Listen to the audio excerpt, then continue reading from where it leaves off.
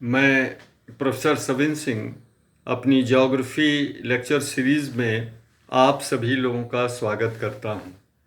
आज हम वायुमंडलीय आर्द्रता से संबंधित लेटेंट हीट, इवेपोट्रांसपायरेशन, कंडेंसेशन और प्रेसिपिटेशन की प्रक्रियाओं पर चर्चा करेंगे।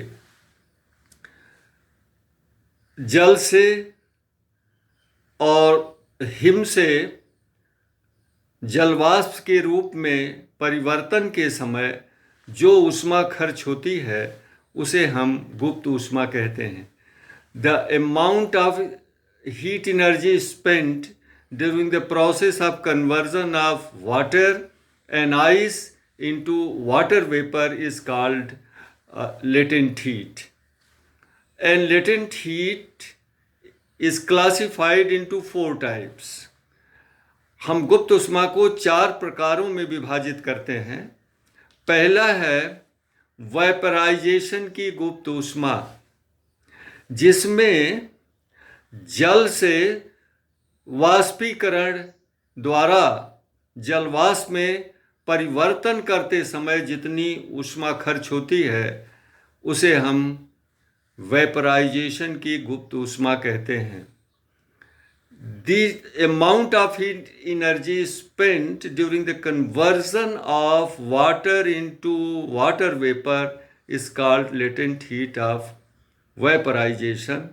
और इसमें 1 ग्राम जल को जलवाष्प में बदलने के लिए 607 कैलोरीज की आवश्यकता होती है।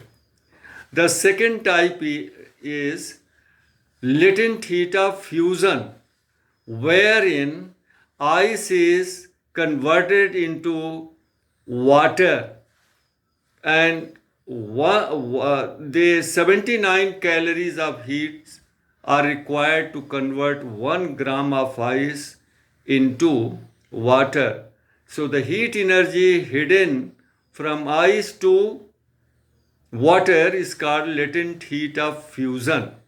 दूसरा प्रकार होता है गलन की गुप्त ऊष्मा, जिसमें हिम के जल में परिवर्तन करते समय जितनी ऊष्मा ऊर्जा खर्च होती है उसे हम कहते हैं गलन की गुप्त ऊष्मा।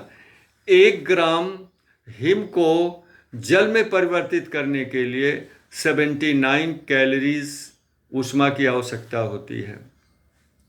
तीसरा प्रकार है गुप्त ऊष्मा, सब्लिमेशन की गुप्त ऊष्मा, जिसमें हिम के सीधे तौर पर जलवाष्प में परिवर्तन करते समय जितनी ऊष्मा खर्च होती है उसको हम सब्लिमेशन की गुप्त ऊष्मा कहते हैं। और 1 ग्राम हिम को जलवाष्प में परिवर्तन करने के लिए 680 कैलोरीज हीट की आवश्यकता होती है। The third type is latent heat of sublimation, wherein the amount of heat energy spent during the conversion of ice into water vapor is called latent heat of sublimation, and 680 calories of heat are required to convert 1 gram of ice into water vapor. चौथा प्रकार होता है संघनन की गुप्त ऊष्मा। वाष्पीकरण के समय ऊष्मा खर्च होती है और संघनन के समय वह गुप्त ऊष्मा मुक्त हो जाती है।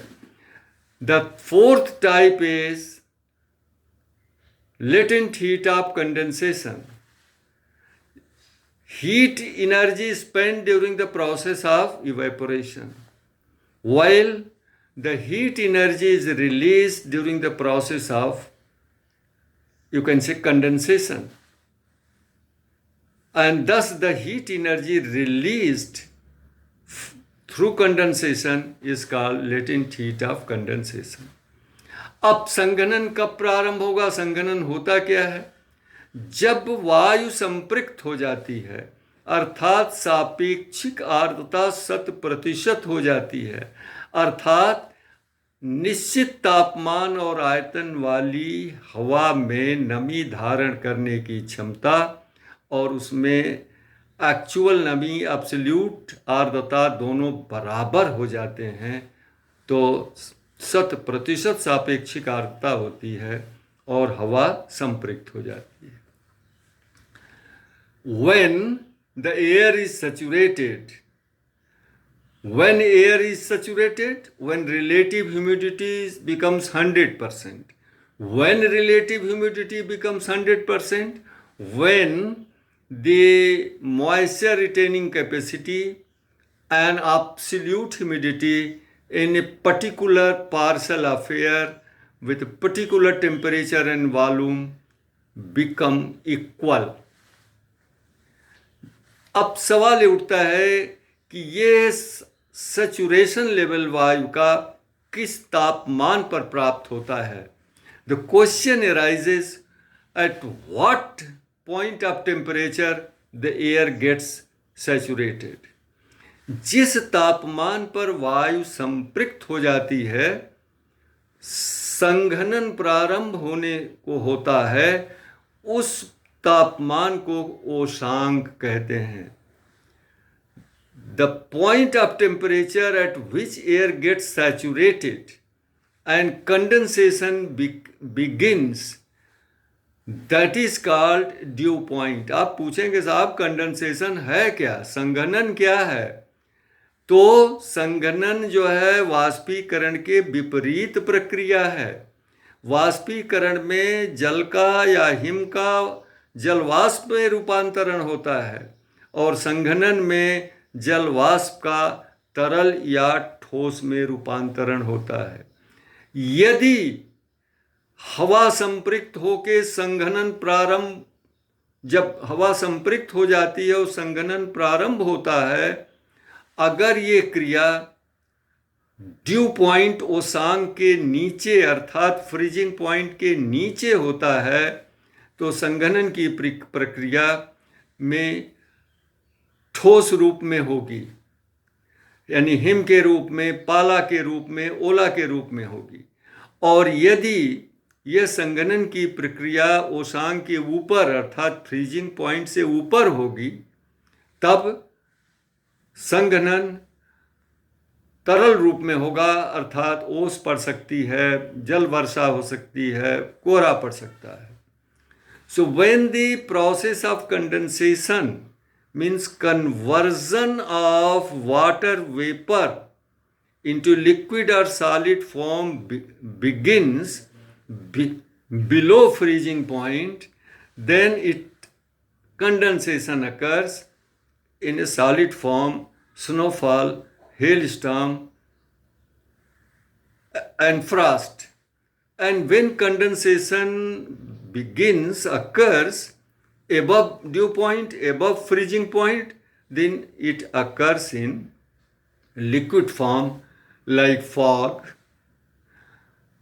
rainfall, drizzle. अब थर्ड पॉइंट पर आते हैं, व्हाट इज evapotranspiration?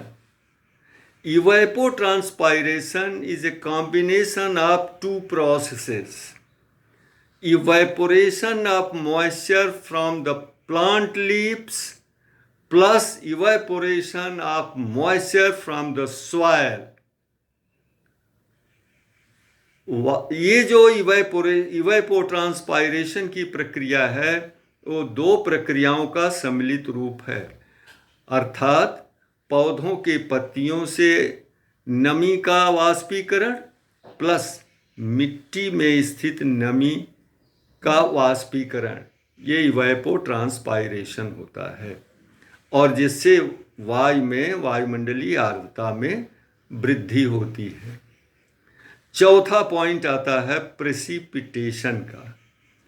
जब संघनन की क्रिया प्रारंभ होती है तो वर्षण प्रारंभ होता है, ठोस रूप में या तरल रूप में। अब वर्षण कितने तरह का होगा, कितने प्रकार का होगा, ये निर्भर करता है कि हवा कितने तरह से ऊपर उठती है, क्योंकि वर्षण होने के लिए हवा का ऊपर उठना आवश्यक है। It is a prerequisite condition for air to ascend to give precipitation. Why? The ascending air loses its temperature, it cools down, and relative humidity increases and there is a precipitation. अब हमें ये देखना है कि वायु कितनी तरह से ऊपर उठती है. Let us see what are the mechanisms, what are the types of ascent of air. On an average, there are 3 types of mechanisms of ascent of air. सामान्य तौर पर 3 तरह से हवाएं ऊपर उठती है. Number 1 is radiation lifting of air. Number 2, orographic lifting of air. And number 3 is frontal lifting of air. Radiation lifting में क्या होता है? विकिरण द्वारा हवा कैसे ऊपर उठती है? विकिरण द्वारा धरातल गर्म होता है, उसके संपर्क में आने वाली हवा भी गर्म होती है, हल्की होती है, फैलती है और ऊपर उठती है. इस तरह से फिर ठंडी होकर के नीचे आती है, एक संवहनीय प्रक्रिया प्रारंभ हो जाती है और इसके द्वारा होने वाले वर्षण की प्रक्रिया को हम संवहनीय वर्षा कहते हैं. During radiation lifting of air, the land surface, earth surface is heated through solar radiation. The air coming in contact is also warmed up, becomes lighter, expands, rises and loses temperature. And again it becomes cooler and descends and again ascends, and there is a convection system. And through this radiation lifting of air, the consequent precipitation is called convectional precipitation. दूसरा है, जब नम हवा किसी पर्वतीय अवरोध से टकराती है तो बलात् वो ऊपर उठ जाती है, वो वर्षण की क्रिया प्रारंभ हो जाती है, जिस कारण हम उसे पर्वतीय वर्षा कहते हैं. When the moisture laden air strikes against the mountain barrier, it is forced to ascend, it cools, yields precipitation, and we call it orographic precipitation on the basis of orographic or mechanical lifting of air. Number 3, frontal lifting of air. वाताग्रीय वायु का उठाव. जहाँ पर 2 विपरीत तापमान वाली विपरीत दिशाओं से आने वाली वायु राशियाँ आपस में टकराती हैं या विसरित होती हैं तो ठंडी हवा गर्म हवा को ऊपर धकेल देती है और ऊपर वो निचली ठंडी हवा के संपर्क में आने के कारण शीतल होकर के वर्षण की क्रिया कर देती है, और जिसके द्वारा जो वर्षण होता है उसको हम फ्रंटल प्रेसिपिटेशन, वाताग्रीय वर्षा या चक्रवाती वर्षा कहते हैं. The third type of air lifting is frontal lifting, wherein 2 air masses of contrasting characteristics in relation to temperature and direction collide or converge. Then the cooler air, being heavier, pushes warmer air up, and there is a precipitation that we call it cyclonic precipitation or frontal precipitation. इस तरह से वर्षा के प्रकारों का निर्धारण वायु के ऊपर उठने की प्रक्रिया और प्रकार के आधार पर निर्धारित होता है. Thus, the types of precipitation is determined on the basis of types of lifting of air. आज बस इतना ही. नमस्कार.